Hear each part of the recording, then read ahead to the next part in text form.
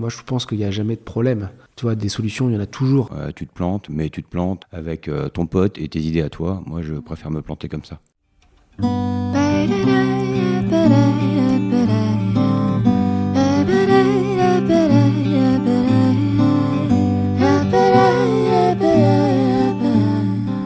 Quand j'écoute les infos ces jours-ci, j'ai l'impression que le monde dans lequel on vit ne nous donne pas beaucoup d'espoir. Et pourtant, quand je réfléchis, en tant qu'espèce, on a réussi à produire des belles choses et à dépasser pas mal de moments affreux. Effectivement, très tôt dans l'histoire des sciences, on a reconnu que certains organismes pouvaient être des prédateurs ou des parasites ou des agents pathogènes. Mais ce qui a émergé un peu plus tard dans l'histoire des sciences et qui fait le cœur justement de notre être jamais seul, c'est qu'un certain nombre des organismes qui nous entourent ont des relations avec nous qui sont des relations de coexistence et des relations mutuellement bénéfiques. Vous pensez que c'est grâce à la compétition et à la lutte pour la survie des plus forts qu'on s'en est sorti par le passé ? Vous pensez que c'est ça qui nous attend dans le futur ? Vous savez, je crois pas qu'il y ait de bonnes ou de mauvaises situations. Moi, si je devais résumer ma vie aujourd'hui, ce serait d'abord des rencontres. Des gens qui m'ont tendu la main peut-être à un moment où je ne pouvais pas, où j'étais seul chez moi. Et c'est assez curieux de se dire que les hasards, les rencontres forgent une destinée. Quand on regarde les champignons, les plantes ou les animaux, on voit pourtant des associations puissantes et parfois incongrues. Alors, si eux peuvent le faire, pourquoi pas nous ? Dans Symbiose, le podcast avec un S, on va partir à la rencontre de binômes inspirants qui font vivre des collaborations mutuellement bénéfiques. Et on va les mettre en lumière, ou plutôt en son. En couple, en famille, entre amis, au travail, il y a des milliers de manières de s'entraider et j'ai envie de vous les raconter. Je suis Amandine Barle et bienvenue dans Symbiose, le podcast avec un S. Avant de commencer, je voudrais remercier très sincèrement Édouard, sans qui cet épisode n'existerait pas. Aujourd'hui, on va rencontrer Bertrand et Hugues, qui sont amis depuis plus de 20 ans et ont fondé ensemble une entreprise. On va donc essayer d'en savoir plus sur leur fonctionnement qui, vous le verrez, a été couronné de succès, même si les embûches n'ont pas manqué. Je vous souhaite une très bonne écoute et je vous retrouve comme d'habitude à la fin de l'épisode.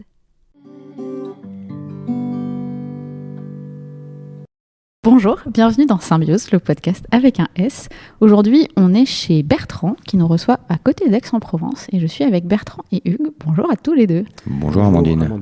Est-ce que vous pouvez vous présenter pour commencer ? Je vais commencer. Hugues, donc j'ai 42 ans, je suis marié depuis 17 ans, j'ai 3 filles. Voilà, je suis entrepreneur depuis presque toujours, puisque j'ai travaillé 4 ans avant de monter mon premier business. Ça fait 12 ans que je suis associé avec Bertrand. Voilà, et puis j'ai une vie très occupée et je suis content d'avoir une vie très occupée. Alors moi, donc c'est Bertrand, j'ai 42 ans également, je suis moi marié depuis 15 ans et j'ai 4 enfants. J'habite à Aix-en-Provence depuis une dizaine d'années après un petit passage à Paris. Puis pareil, un business avec Hugues pendant 12 ans d'association après 25 ans d'amitié. Et aussi assez occupé plutôt dans la vie associative locale où j'ai pas mal de responsabilités. Ce qui fait qu'entre les enfants, l'entreprise, l'associatif, pareil, on a des plannings bien occupés mais voilà. Super, merci du coup de prendre le temps d'être là aujourd'hui. Comment vous vous êtes rencontrés tous les deux ? Vous vous êtes rencontrés pendant vos études ? Vous avez le même âge et du coup je me dis que c'est peut-être ça, mais est-ce que c'est ça ? On a presque le même âge. On a 3 mois de différence d'âge qui font qu'il était dans la classe d'en dessous. Mais on est quand même potes de collège ou lycée, enfin dans ces années-là. Exactement. Ouais, même groupe de potes, collège, lycée à Rennes. Et puis on s'est suivis parce que comme beaucoup de provinciaux, on est monté à Paris, on a commencé à bosser à Paris et puis on est resté très liés. Et finalement, on s'est assez vite rendu compte qu'on avait les mêmes aspirations, sinon perso, aussi professionnelles. Ok. Et qu'est-ce qui fait que du coup vous avez décidé de commencer à travailler ensemble ? Je pense qu'on avait individuellement une envie d'entreprendre. Quand tu es entrepreneur, en général, tu as un peu ça en toi, c'est presque une vocation. C'est-à-dire que tu dis, il y a quelque chose qui m'attire là-dedans. On l'avait individuellement et on s'est rendu compte qu'on l'avait chacun. Et donc, on s'est dit à un moment, t'as envie d'entreprendre, j'ai envie. Hugues avait déjà entrepris une première société. Et en fait, on s'est dit, pourquoi est-ce qu'on ne ferait pas quelque chose ensemble ? Et c'est là, on s'est dit, ok, mais il faut quand même qu'on trouve un projet, une idée. Et donc c'est là où on a commencé à se voir à fréquence assez régulière. On avait un univers qui nous intéressait bien, c'était le sport. Ok, qu'est-ce qu'on peut faire dans le sport? Qu'est-ce qu'on peut trouver comme nouvelle idée? Qu'est-ce qu'on peut apporter? Et donc ça, je pense, ça a duré 6 mois où on se voyait toutes les semaines, tous les mardis soirs, je crois de mémoire, et où on briefait des idées, on voyait ce qui était viable, pas viable, est-ce que ça avait un intérêt de commercialiser ce service-là, ce produit-là. Et voilà, jusqu'à ce qu'on trouve l'idée qui fait qu'on se dit go, on y va, et voilà, et l'association s'est créée. Ok, donc vous avez décidé de travailler ensemble avant même de savoir ce que vous feriez ensemble. Ouais, en fait, le moteur, c'est quand même de kiffer sur ce business et sur cette association. Et au départ, c'est juste de dire, on avait des vies professionnelles globalement épanouissantes tous les deux. Moi, j'avais une boîte dans la communication. Bertrand, il était en management de risque et plutôt donc dans la finance d'entreprise. Tu bosses beaucoup dans ta vie, surtout en début de carrière à Paris. Plutôt que de bosser tout seul dans un univers dans lequel je suis presque par hasard, je vais faire un truc qui m'éclate. Voilà, je vais aller bosser dans le sport et je vais le faire avec mon meilleur pote. C'est quand même une façon de voir sa journée au travail qui est vachement plus enrichissante. Moi, j'étais un peu à cheval sur les deux. Je faisais la transition au fur et à mesure. Et même Bertrand, quand il est parti, on n'avait pas identifié un truc très établi. On était encore, on se cherchait encore vachement sur le modèle, sur, je sais même pas si on était déjà dans la billetterie. Si je crois de mémoire que quand on a décidé de s'associer, j'avais un plan de départ en parallèle que je pouvais prendre et donc j'avais pris la décision de partir. Je me souviens, ma femme était tout juste enceinte. Voilà, et je lui ai annoncé que je partais. Je quittais mon job bien confortable pour me relancer à zéro avec Hugues. Et si je dis pas de bêtises, je pense qu'on a tourné autour un peu de plusieurs produits et ça s'est concrétisé au moment où vraiment je quittais. On voulait créer un truc dans le sport. Donc on s'est dit, offrir des billets en cadeau, c'est plutôt une bonne idée. Ça ne se fait pas trop parce que c'est compliqué et donc on se dit comment est-ce qu'on va lever les barrières. Donc en fait on a levé les barrières en créant ce qu'on appelle un open ticket, donc un bon valable qu'on a matérialisé finalement en coffret cadeau comme faisait historiquement Smartbox, Wonderbox, et qu'on est allé distribuer dans les rayons pour qu'il soit le plus accessible possible aux acheteurs. Et donc c'est ça qu'on a créé. Après ça allait très vite parce que au moment où on s'est calé sur un produit, on a commencé à le présenter, à avoir les premiers accords, les premiers go, c'est-à-dire comme nous notre business était de commercialiser en coffret cadeau de la billetterie, il nous fallait de la billetterie et du réseau de vente. On a mis 10 mois à mettre sur le marché à peu près, à créer un coffret cadeau, donc c'était pour l'équipe de France de football, qu'on allait distribuer à la Fnac. Okay. Voilà, et donc de là on met 10 mois, toi tu es en parallèle effectivement sur les deux, et si je dis pas de bêtises, quand on lance à l'époque Stadium Box, toi tu quittes ton agence de communication à ce moment-là, en disant voilà, le projet se lance bien, ça marche bien, et voilà. Et pendant je dirais les 5-6 premières années, on a beaucoup déployé ce modèle-là, avec tous les clubs de foot, de rugby, de sport qu'on pouvait imaginer, on était très focus là-dessus. Puis vraiment on s'est quand même dit, il y a un petit plafond de verre, donc on a essayé de tourner dans le sport toujours, mais vers d'autres relais de croissance qui n'ont pas fonctionné. Et à un moment, on s'est reposé sur comment est-ce qu'on peut grandir et on s'est dit assez simplement, ce qui marche aujourd'hui pour l'OM devrait marcher demain pour Disneyland Paris. Et donc c'est comme ça qu'on s'est dit quel secteur d'activité dans la billetterie est pas si loin que ça que le sport, les parcs à thème. Et là, je t'avouerais qu'avec ce nouvel univers qu'on a associé, qui n'était pas du tout dans notre viseur, c'est-à-dire qu'on a mis quand même 6 ans à le voir, et c'est devenu notre premier univers de vente de billets. Donc au moment où on a changé d'univers, on a aussi fait rentrer Wonderbox au capital et on a déployé la solution à l'étranger, ce qui fait qu'aujourd'hui c'est présent dans 8 pays. D'accord, donc à peu près la même solution, c'est-à-dire nous du coffret cadeau de partenaires mono-brandés en billetterie et déployé dans 8 pays dans le monde, beaucoup en Europe, et on a lancé aux États-Unis l'année dernière juste avant de partir. Ok, donc si je résume, si j'ai bien compris ce que tu as dit, vous avez lancé Stadium Box il y a 12 ans et c'était une entreprise qui vendait parce que vous en parlez au passé, donc j'en parle au passé, mais on peut en parler au présent. C'était une entreprise parce que c'est plus à nous. C'est plus à vous, d'accord, mais c'est une entreprise qui vend du coup des coffrets c'est une entreprise qui n'existe plus sous le nom Stadium Box. On a vendu cette boîte au groupe Wonderbox. Ça représente à peu près 10% du business de Wonderbox et c'est toute la partie expérience billetterie des coffrets cadeaux Wonderbox. J'aimerais vraiment savoir comment vous avez fonctionné ensemble. Alors, je sais que vous travaillez encore ensemble aujourd'hui, vous réfléchissez à d'autres projets, mais comment vous avez fonctionné ensemble pendant ces 12 ans? Comment vous avez travaillé? Vous étiez donc associés, co-gérants, cofondateurs, co-gérants. Vous parliez tous les jours. Comment ça marchait en fait? En fait, on a eu 2 phases d'association. Au départ, on était tout seuls, tous les deux. On vivait dans la même ville et on avait les mêmes amis. On se voyait tout le temps, tous les jours, tous les soirs, tous les week-ends. Donc on a beaucoup fonctionné comme ça. C'était 5-6 ans du départ de Stadium Box. On travaillait face à face et on pouvait se retrouver le soir à dîner face à face. Voilà. C'était presque, d'un point de vue amical, c'était la phase la moins confortable des 12 ans. Voilà. Tu vois, parce qu'en fait, les gens ils continuent à te dire viens bouffer, puis tu retrouves Bertrand, et puis en fait, c'est déjà vu toute la journée. Tu te parles que de boulot. Donc c'était un peu blasant de ce point de vue-là. Et donc après cette phase-là de 5-6 ans à Levallois, pour des projets perso, en fait, on s'est séparés.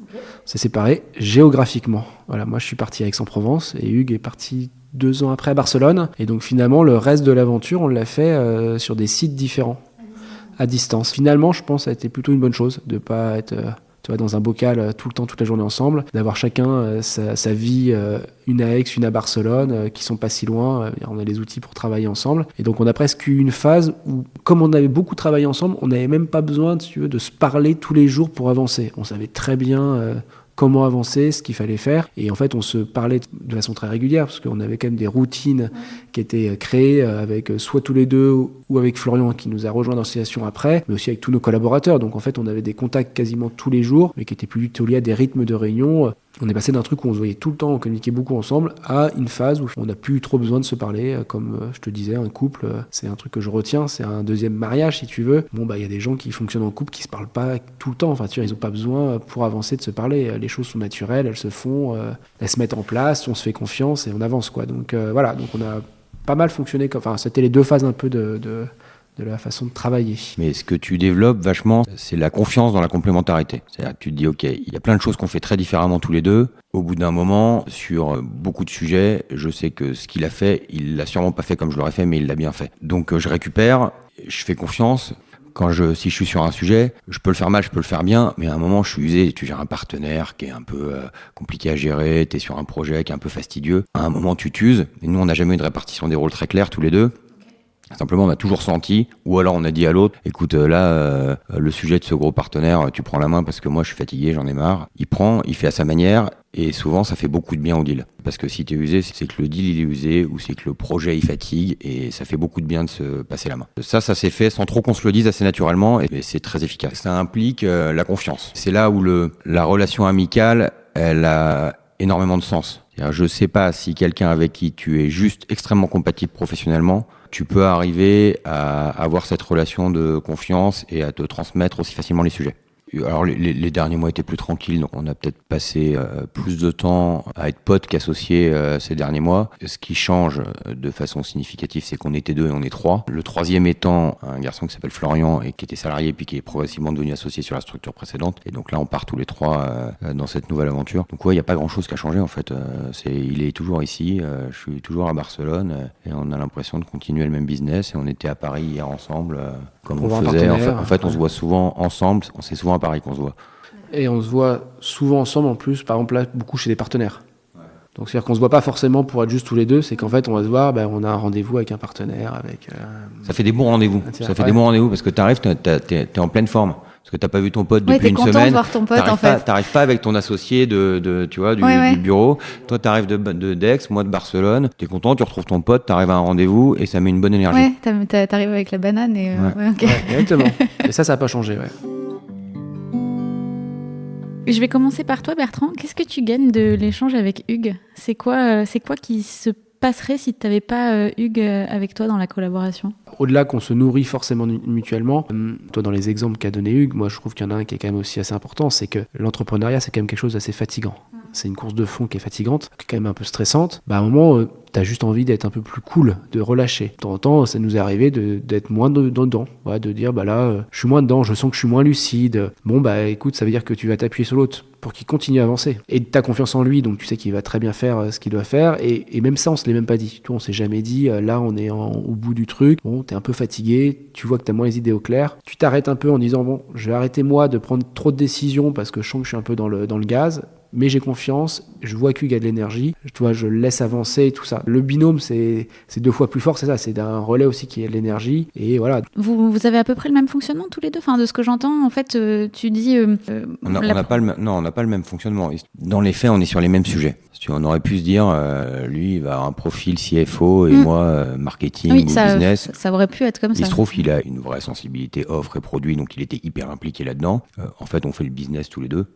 Globalement, c'est comme ça qu'on fonctionne. Donc on est un peu sur les mêmes sujets. Après, on fonctionne pas du tout de la même manière. Il n'y a pas du tout la même organisation de travail. Moi, j'ai besoin de tout écrire, de tout préparer. Lui, les priorités, elles descendent assez naturellement. Donc on a des façons de travailler hyper différentes. On a un rapport au conflit qui est assez différent aussi. Tu vois, moi, je suis un peu plus dans l'impulsivité. Lui, il est beaucoup plus calme. Et c'est des trucs t'apprends et effectivement, c'est un fonctionnement de couple. Dans le temps, tu déteins, quoi. Moi, j'ai vachement gagné en calme parce que j'ai aussi vachement appris de la façon dont lui fonctionne quand il y a des situations conflictuelles. T'as convoqué Bertrand dans ces moments-là en disant qu'est-ce que Bertrand ferait à ma place Je crois que ça se fait même pas de façon consciente, tu vois. Au fur et à mesure, tu apprends de l'autre dans différentes situations, puis tu apprends comment il fonctionne aussi. En fait, il y a plein de trucs que tu captes que tu n'avais pas forcément en tête sur son mode de fonctionnement, donc tu t'adaptes plus facilement aussi.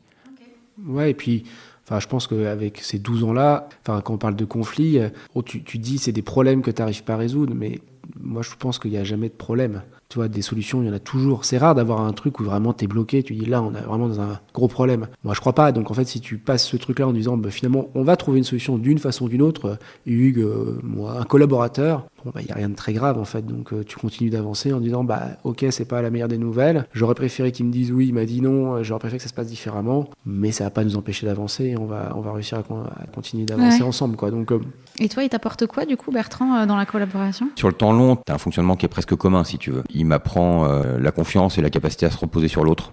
Voilà. Pareil du coup, la même parce réponse. que lui, il le fait beaucoup plus naturellement que moi. Voilà. Okay. Et de voir qu'il le fait assez naturellement, mais du coup, tu apprends et tu le fais aussi. Il m'apprend le calme, je te disais. Ça, c'est vraiment un truc qui vient en observant et en constatant qu'effectivement, tu as une situation compliquée. Il paraît de conflit, mais en fait, c'est pas de conflit dont il parle, c'est de situation compliquée. C'est d'embûches qu'il y a sur ta route, devant lesquelles toi, tu vas croire que la solution, c'est l'énergie. Voilà, c'est la vitesse de réaction et l'énergie, alors que lui va plutôt avoir tendance à se poser, à considérer les options et à voir. Moi, ça m'énervait au début, puis après, j'ai appris à apprécier ça, à dire non, mais en fait, c'est pas vraiment un problème, t'inquiète pas, je pense qu'on va s'en sortir. Moi, au début, ça me rendait dingue, tu vois. Tu vois, l'autre jour, j'avais une discussion avec un autre entrepreneur. Il disait, quand il y a un gros sujet qui arrive, je passe autant de temps sur la question que sur la réponse. Ce matin, on a passé 1 heure sur un gros partenaire et on a commencé par ça, par se dire, mais en fait, la question, c'est pas la bonne. Et c'est pourtant, c'est là-dessus qu'on est interrogé. Donc, on va commencer par venir te voir en te disant, en fait, je te propose qu'on discute d'abord de ta question. Et donc ça, je réfléchis d'abord à ta question et pas à ta réponse. Ça, c'est une réflexion qui nécessite, et une façon de penser qui nécessite du calme et qui nécessite d'être un peu moins dans l'énergie, dans la volonté de faire de l'opérationnel tout le temps. Et souvent, ça fait beaucoup de bien au business. Et toi, du coup, à l'inverse, est-ce qu'il y a une qualité que Hugues t'a passée après ces 12 ans d'association, un truc où tu dis, des fois, je suis un peu plus comme Hugues qu'avant? Il n'est pas vénère, en tout cas. Il vénère pas trop. Non, moi, je dirais que Hugues, il a pas trop de limites. Je sais pas si tête brûlée, c'est le bon terme, peut-être un petit peu quand même. À un moment, si on retrace ce qu'on a fait, l'idée de base d'aller voir la fédé de foot et de leur dire on va te mettre à la Fnac, on avait 28 ans, je veux dire, on était rien. Et il n'y a pas de limite, on y arrivera parce que, en fait, quelqu'un pourrait réussir à le faire. Donc, ça pourrait être nous. D'avoir cette conviction que si quelqu'un y arrive, pourquoi ça serait pas nous? Et donc, moi, j'ai pas mal appris ça, effectivement, de se dire, finalement, comme on résout des problèmes, on ouvre des portes, on se pose pas trop de barrières, en fait. On n'a pas trop peur. La volonté de toujours chercher des solutions autres, de toujours penser le truc différemment, ça c'est très partagé. Voilà, ça on est vraiment tous les deux, on est hyper alignés là-dessus. On passe 3 heures sur des sujets à les prendre sous différents angles. C'est plutôt le côté un peu téméraire, l'idée de tenter des trucs et puis advienne que pourra, quoi. Si t'appelles pas un mec, tu sauras jamais s'il va te dire oui ou non de toute façon. Donc c'est plutôt ça. Ouais, ça c'est de te dire il fallait mettre à la Fnac nos coffrets cadeaux. Écoute, il doit y avoir un acheteur à la Fnac, on va l'appeler. Il y a des problématiques techniques dont on ne sait pas nous répondre avec nos mains. Franchement, il y a des développeurs sur le marché, on va réussir à trouver un mec. Il n'y a pas de frein en fait, on arrive à... Puis je fais un peu plus semblant que toi que je sais quand je sais pas. Donc voilà, non, c'est sûr que là-dessus, ça nous a bien fait un bon binôme, quoi. C'est la sagesse et le feu. Alors, est-ce que la sagesse et le feu ont traversé des difficultés ensemble? Est-ce que vous avez traversé des moments... J'imagine que oui, 12 ans d'entrepreneuriat. Je peux te faire 2 heures, moi, sur les galères. Je peux te faire deux podcasts entiers juste sur les galères. Si on veut prendre les plus belles galères, on prend celles où on a fallu déposer. Je pense que la première qui te soude une association, parce qu'elle est à la fois perso et pro, c'est c'est le lancement. C'est Noël 2012, et on prend Carrefour qui avait donné son accord de principe, qui nous dit non finalement. La Fnac qui nous a dit oui, mais qui nous demande une garantie à première demande. Donc c'est de l'argent que tu séquestres en fait, sur laquelle une banque s'engage pour toi. C'est-à-dire, elle dit ok, je vous mets en magasin, mais s'il y a des plaintes sur vos produits, il faut qu'il y ait une banque qui s'engage pour vous à hauteur de 100 ou 150 000 euros, qu'on n'a pas évidemment. Et donc on est en train d'essayer de l'obtenir auprès d'une banque, et la banque nous a dit non à 2, 3, 4 reprises, et c'est exactement au moment où en plus toi tu perds ta maman. Ouais. Donc il y a une espèce de combo galère perso-pro Ouais, et puis en plus, on sait qu'on a un timing qui est compliqué parce que les coffrets cadeaux, ça se C'est Noël. vend à Noël. Noël approche et qu'on peut pas se louper. On sait que si on n'est pas à la Fnac là, alors que tout est aligné et qu'on a mis en place tout ce qu'il fallait, donc On a produit. On a produit, donc on a dépensé, on passe pas, quoi. On passe plus les 12 mois derrière et tout. Donc effectivement, là, ça avait été un peu chaud, ouais. On s'en est sorti en allant au siège des Hauts-de-Seine de la BNP. Et donc La direction entreprise, et Ok. on allait rester là-bas, faire un sitting tant que le mec sortait pas du bureau pour nous sortir le papier, quoi. Ah ouais. on Ok. était dans le hall à attendre de savoir quel était le bon bureau et à attendre devant son bureau qu'il veuille bien nous recevoir. Et ça, là, je pense qu'on a touché, là, c'était le moment où on a le plus touché le fond. Ou en tout Ouais. cas, on a le plus vu la fin. Après les attentats, c'était compliqué aussi. Et le post-attentat était le deuxième moment. C'était novembre 2015 et ça arrive juste avant Noël et donc forcément. Et ça arrive à un moment où on va bien. Alors ça arrive un moment, effectivement, on fait une année 2015 canon où on doit faire pas mal de croissance et donc on se dit c'est super, à l'approche de Noël, on va mettre les bouchées doubles pour Noël surfer, valide, hein. Noël c'est 50 à 60% Voilà. de ton Ouais, business. ouais. Donc, surfer sur cette croissance-là qui était quand même très bonne. Et effectivement, après l'attentat, ça s'arrête un peu net. C'est-à-dire que les gens arrêtent de Bah oui. sortir en gros, c'est ça. Hein. il y a un attentat dans une salle de concert Ça. et un attentat au Stade de France. Ça donne Donc, moins les mecs- envie les mecs, d'aller ils ont d'offrir pas des hyper coffrets envie cadeaux d'offrir des, avec tu de vois, la foule. Pas spontanément. ce Noël-là, C'est quoi. pas un Noël pour la catégorie, c'est pas un Noël particulièrement mauvais. Il est pas incroyable. Le Wonderbox, Smartbox, c'est pas en recul significatif à Noël 2015. Nous, par contre, on fait moins 50%. Donc, on prend Et une là- gamelle énorme. Ouais, et là, tu vois, c'est dur parce qu'on avait commencé à staffer un peu plus. Et donc, t'arrives en janvier, c'est un peu la gueule de bois. Et t'es obligé de dire aux 2-3 qu'on avait pris, qui étaient en période d'essai, on va pas continuer, quoi. Malgré le fait que vous êtes sûrement très compétent et c'est pas le sujet, c'est que là, on peut pas, quoi. Et là, on se dit, l'année va être longue. On a des partenaires, surtout partenaires côté ayant droit, si tu veux, les clubs, les parcs et tout. On bosse vraiment avec des mecs top. Et il y en a plusieurs, les plus gros, qu'on a appelés à ce moment-là pour dire en fait, je vais te payer, je te jure, je vais te payer, mais je vais te payer dans super longtemps. Personne n'a fait Resmine, tout le monde a suivi. Enfin, les gros en tout cas, ceux dont on avait besoin qu'ils nous suivent nous ont suivi. Voilà, et on a passé ce cut-là comme ça. Et ça 2015 et après... Et après, ça allait. Et Après, après, il y a eu plus le de gros Covid, problèmes. mais le Covid, ça a plutôt été presque une opportunité finalement pour nous. En fait, on prend le Covid quelques mois après avoir fait rentrer Wonderbox au capital. Enfin, c'est quand même plus confort. Et en fait, nous, le deal qu'on avait avec Wonderbox, c'était en fait un deal de synergie. C'est-à-dire, on leur dit, on veut pas forcément du cash dans la société. Par contre, on veut mettre en place des synergies. Et je dirais qu'on a utilisé ces 6 mois-là un peu off, plus rien ne se passe, où il n'y a pas vraiment de projet qui se lance, où il n'y a plus trop d'activité opérationnelle parce que finalement, les stades étaient fermés, les parcs ouvraient par intermittence pour commencer à voir comment est-ce qu'on peut mettre en place ces synergies. Et là, on a bien bossé pour plutôt, on va dire, connecter les tuyaux avec Wonderbox et synergiser tout. Ce qui fait que quand tout ça était derrière nous, on est reparti très fort. De toute façon, les coups durs, c'est assez cyclique dans la vie d'entrepreneuriat. Tous les 3-4 ans, tu sais que tu vas te prendre un truc qui va arriver. Et C'est vrai que ça, on se disait ça. Quand on faisait 2 bons Noël d'affilée, on disait, on n'en fera pas 3. Par rapport à ce que vous venez de raconter, si je prends 2012 et que je te regarde toi, Hugues, comment il était Bertrand quand il était en stress? Il est plutôt du genre à pas parler et à rien dire, ou est-ce qu'il est plutôt Ouais. Ouais. Il parle pas. Enfin, il parle pas. En tout cas, il masque un peu. Bon, en fait, j'ai compris en travaillant avec lui, plus que dans notre relation perso, que quand il masque un peu, quand il parle pas beaucoup, en fait, il t'écoute quand même. Tu crois qu'il t'écoute pas, tu crois qu'il est fermé sur le truc, mais en fait, il écoute et tu t'en rends compte après. Dans l'étape 2012, comme il y a le décès de sa maman en plus, c'est quand même beaucoup dans l'émotion. Enfin, c'est surréaliste, mais moi je me rappelle des conversations, même quand on arrive au siège départemental de la BNP, la conversation avec un banquier, et plutôt avec un décisionnaire, elle est quand même très émotionnelle, quoi. Le rationnel du dossier, c'était pas trop un sujet, quoi. Il y avait pas de raison que ça passe pas, mais on est plutôt dans l'émotion, c'est-à-dire et faire craquer un banquier émotionnellement, voilà, c'est-à-dire en d'autres termes, lui faire comprendre que s'il le fait pas, c'est vraiment un salaud, c'est compliqué. C'est Franchement, génial, ça n'arrive pas j'adore. très souvent. Et donc Bertrand était très dans ce registre-là, du fait de sa condition émotive très particulière à ce moment-là, il était vachement dans ce registre-là. Si on prend la crise de 2015, où vous devez licencier et tout, comment il est, Hugues, dans la difficulté dans ces moments-là? En fait, je te dirais que Hugues, quand on se prend les attentats, au-delà que c'est grave, mais je vois pas tout de suite que ça va impacter notre business. Et Hugues, je pense, le voit tout de suite. Il regarde les chiffres, il va dire, attends, ça chute complètement, nanana. Mais je dis, attends, ok, ça va durer une semaine, 15 jours. Et donc, je le projette pas à un horizon d'1 mois, 2 mois. Donc, lui, il va plutôt effectivement être dans le truc où tout de suite, il se dit, attends, secoue-toi parce que là, on part dans le mur. À contrario, t'entends, tout allait bien et on faisait un peu de décroissance. Et quand je lui disais, franchement, c'est rien, ça fait pas du truc, effectivement, c'était rien. Mais effectivement, sur ce coup-là, moi, je me disais, mais non, mais c'est pas possible. Les gens, ils vont quand même offrir des cadeaux, nanana. J'arrivais moins à me rendre compte qu'offrir des places de foot en cadeau à ce moment-là, attentats, c'était pas une idée, la meilleure idée du monde. Les attentats, Ça a duré pile un mois et C'est demi. le 13 novembre. C'est le 13 novembre, ça a duré un mois et demi. Ouais, pile Genre poil. janvier, Ouais. on a fait un mois de janvier. En croissance, on avait repris notre croissance.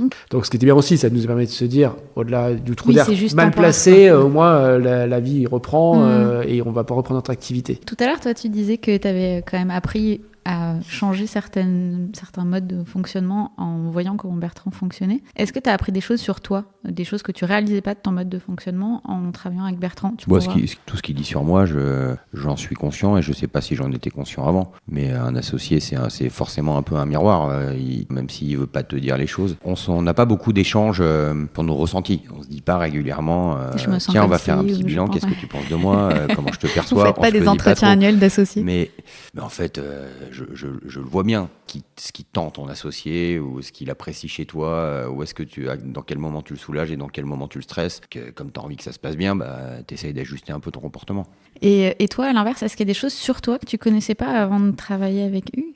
Alors je dirais pas forcément sur moi. Ce que moi j'ai compris de ces années-là, et ça toi je l'ai compris au fil du temps, sans vraiment plus en parler spécialement à Hugues, mais j'ai compris notamment que dans les désaccords que tu pouvais avoir, il n'y avait jamais de grands désaccords. Quand on a décidé de monter la société, qu'on avait défini le cadre, ce qui était en fait de faire des coffrets cadeaux de foot, tu les vends en rayon, de temps en temps, la stratégie qu'on voulait mettre en place, la façon de mettre le truc en place, on n'était pas OK. Bon, peut-être que sur ce détail-là, on n'est pas OK, peut-être que j'ai raison, puis peut-être que Hugues aussi il a raison, et il y a peut-être pas qu'une voie pour aller faire ce sujet-là. Et s'il a plus d'énergie que moi, il va aller faire dans sa voie-là. De toute façon, on va arriver au même résultat. Et donc ça, j'ai pas mal appris là-dessus, de me dire finalement, il n'y a pas qu'une voie, quoi. Et il n'y a pas aussi qu'un seul timing. C'est-à-dire, imagine Hugues travaille beaucoup en ce moment, il est dans l'opérationnel un peu plus que moi. Il a de l'énergie, c'est lui qui porte un peu l'étendard de la boîte, qui va faire le travail un peu dur et de ça. Moi, j'en profite pour réfléchir, me mettre un peu, prendre un peu de hauteur, réfléchir un peu sur la strat. Je réfléchis à un truc que je trouve super bien. Je vais lui en parler.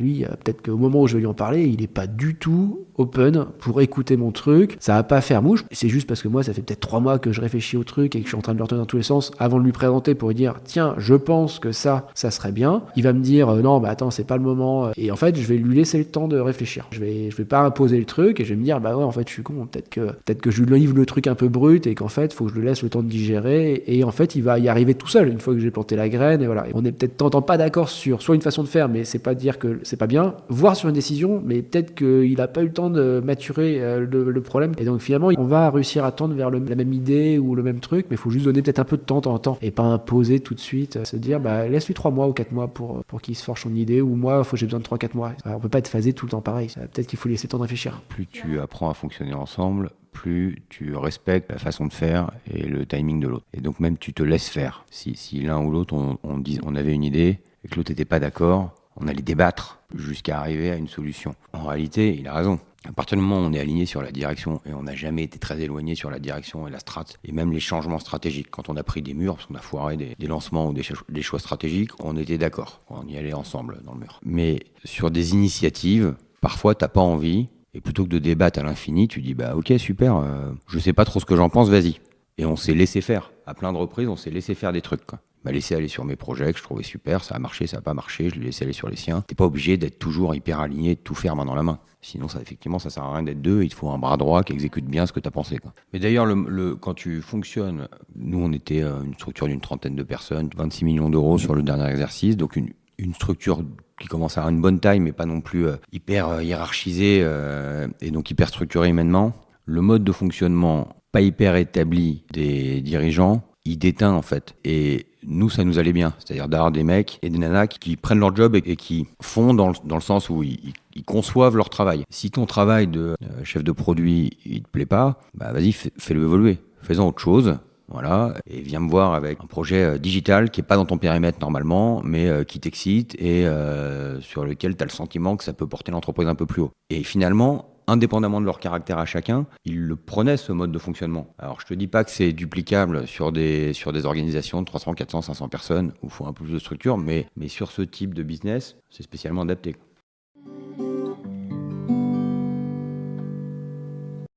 Alors, vous m'avez dit à plusieurs reprises que des fois, vous n'étiez pas forcément d'accord. Comment ça se traduit quand vous n'êtes pas d'accord entre vous ? Est-ce que ça vous est déjà arrivé de vous fâcher ou de pas bien fonctionner ensemble ? J'ai pas l'impression, mais encore une fois, ça fait partie des questions un peu rituelles que je pose. Donc, C'est arrivé que moi, je m'énerve et que du coup, lui, il répond pas trop, parce qu'il aime pas trop le conflit.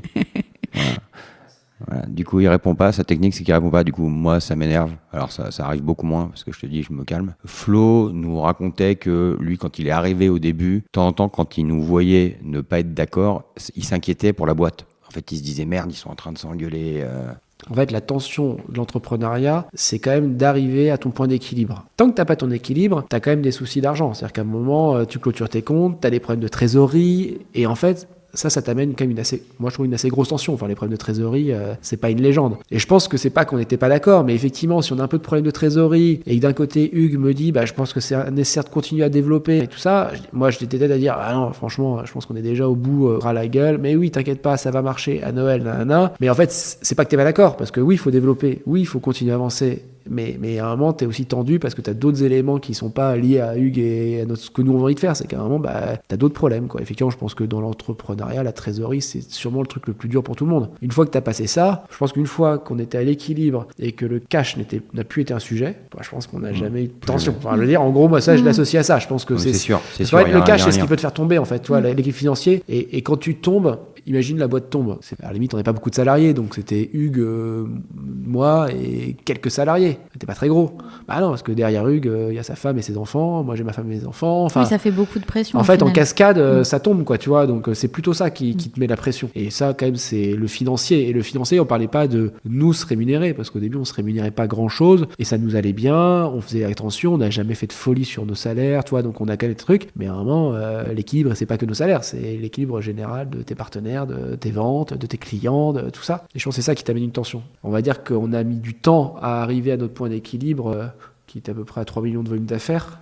3 millions d'euros, c'est ça? 3 millions d'euros, 4-5 ans à peu près arriver à ce point-là, si tu veux. Bon, alors après, on est en autofinancement complet, hein, donc, et on se prend aussi les attentats, c'est-à-dire qu'on se prend une bûche, donc une année, on va dire qu'on aurait pu le faire en année de moins. Bon, et une fois qu'on a trouvé notre point d'équilibre, en plus, Wonder arrive au capital, et là, on accélère pour arriver à pas loin de 30 millions. Donc, on fait quasiment en 5-6 ans de 1 à 3-4. Ouais, et après, tu fais du Et en 5-6 ans, on fait de 3 à 30.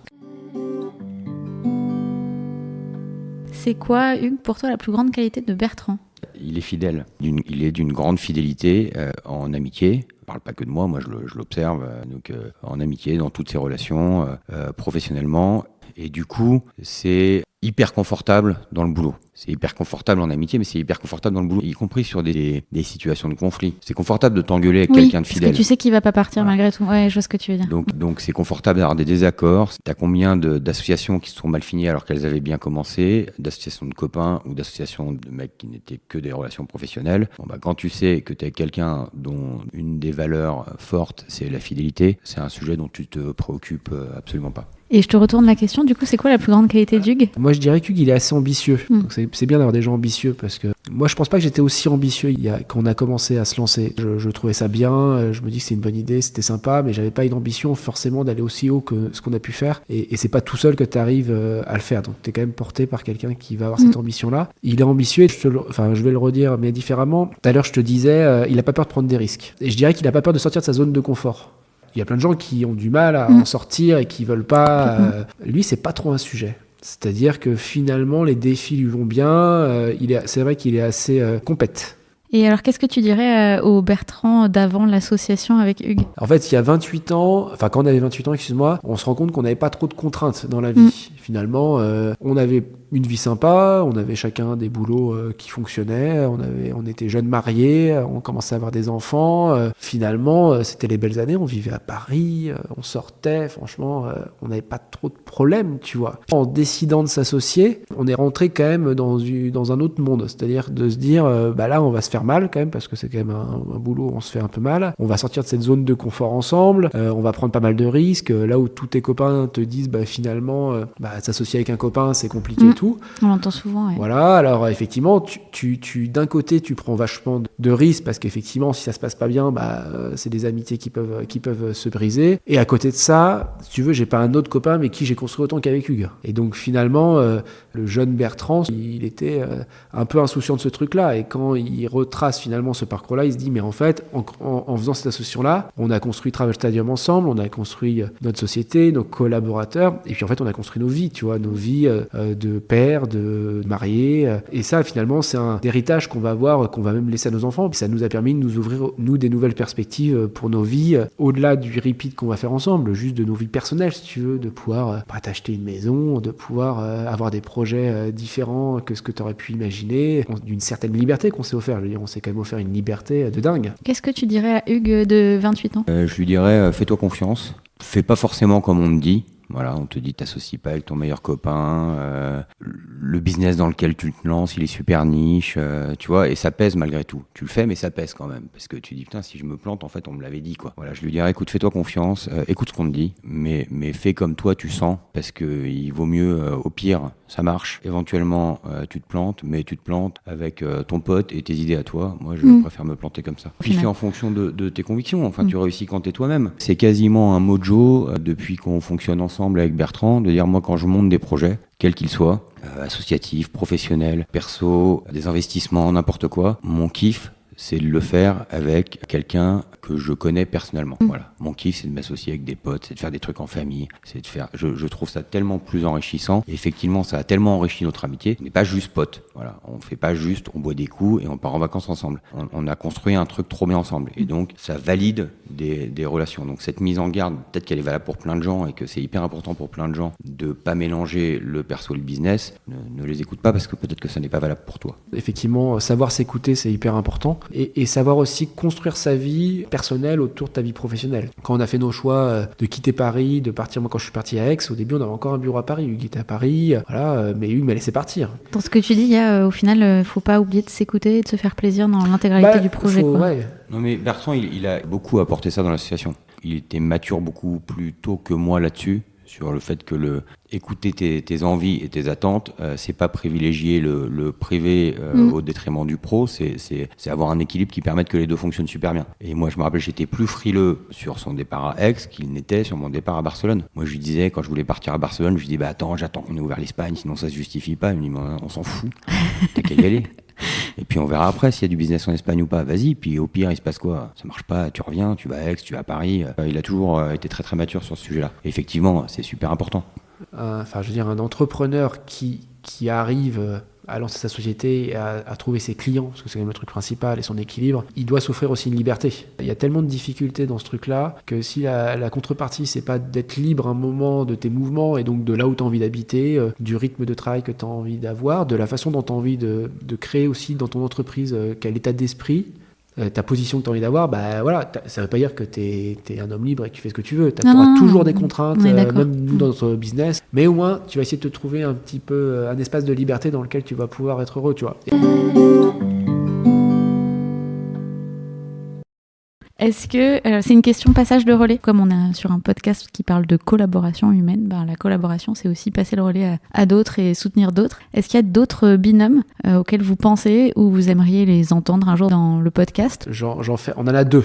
Enfin, même plusieurs, mais on va t'en livrer deux. Un chacun, du coup. Un chacun, voilà. Et des binômes. Ouais, voilà. Des binômes, toujours. Et c'est pareil, on va les appeler, comme ça, ils te recevront, je pense, avec plaisir. Ça serait chouette. Quand tu es entrepreneur, tu as quand même, au fond de toi, un esprit un peu positif. Il faut encaisser les coups. Il faut encaisser les coups. Donc ça, c'est peut-être le seul conseil que je te donnerais. Si tu es pessimiste, cherche une autre voie, parce que c'est pas pour toi, je pense. Voilà. Et donc, ce qui fait qu'à un moment, tu sais, c'est des communautés, comme les médecins, comme les profs, comme plein de strates. Les entrepreneurs, c'est une communauté aussi. On a beaucoup travaillé, on va dire, un réseau d'entrepreneurs, alors qui est pas forcément d'ailleurs tout à fait le même, et que moi, par exemple, quand j'allais à Paris, quand je me déplaçais, j'aimais bien à droite à gauche prendre un café, aller déjeuner, même si ça n'avait aucun j'y allais pas pour le business, parce qu'en fait c'est des mecs qui faisaient pas du tout ce qu'on faisait, et voilà, mais en fait ça me faisait plaisir de voir des gens positifs, ça te donne de l'énergie quand tu vois des gens positifs, tu dis attends, c'est top quoi. Alors j'ai cherché forcément dans cette phase là des duos d'entrepreneurs, et dans les duos d'entrepreneurs, moi j'en ai un que j'aime bien parce qu'on a une histoire qui est en tout cas en termes de timing qui est à peu près la même, et on s'est croisés un peu par hasard, et qui est un super entrepreneur, donc c'est Dan et Sarah. Alors je dirais même plutôt Sarah et Dan, parce que c'est plutôt Sarah que je connais bien, qui a monté My Photo Agency. Alors ils ont eu un concurrent qui a été un peu connu sur le marché, qui n'est pas resté très longtemps, c'est Miro. En fait, ils ont créé avant Miro ce que Miro a fait, qui était une des premières licornes françaises. Et eux sont restés très stables dans cette époque-là où ils ont eu un concurrent qui avait levé, qui était devenu une licorne et qui faisait beaucoup de bruit, mais qui était un peu en destruction du marché, si tu veux. Et eux sont restés très stables dans cette truc-là. Et Dan et Sarah, ils sont aussi des militants associatifs et donc ils ont aussi ce truc-là ensemble. C'est-à-dire qu'ils sont entrepreneurs militants. C'est assez marrant. Voilà, ils sont super. Et donc je t'invite à aller les voir. Bah, carrément, super, avec plaisir. Un beau projet. Donc voilà, et on a des histoires un peu communes d'entrepreneurs. Donc c'est sympa. Donc on aime bien se croiser. Et donc l'autre duo que tu devrais rencontrer, c'est Tanguy et Gaël de la Forêt. Tanguy de la Forêt, normalement le nom n'est plus inconnu depuis cet été. Donc Tanguy, il est athlète paralympique. Au-delà du fait qu'il est entrepreneur, il est multi-entrepreneur dans sa vie pro. Et à côté de ça, il est depuis très longtemps athlète paralympique. Il a une forme de myopathie et il fait du tir. Et il est multiple champion du monde.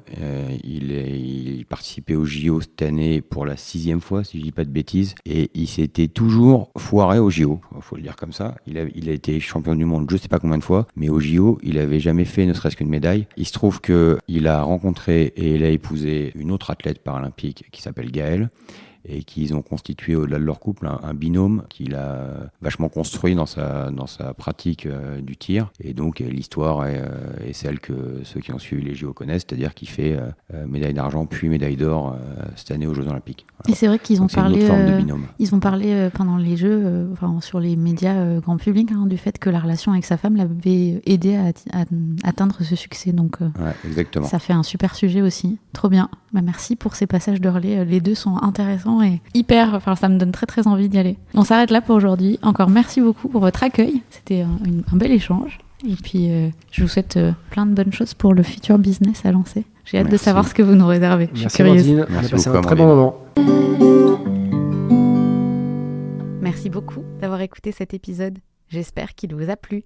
Pour l'accompagner, comme d'habitude, je vous propose 2 recommandations. La première, c'est un duo entre Beyoncé et Miley Cyrus qui s'appelle Two Most Wanted, une alliance entre 2 très grandes artistes autour d'un texte qui parle de traverser la vie avec une personne à vos côtés envers et contre tout.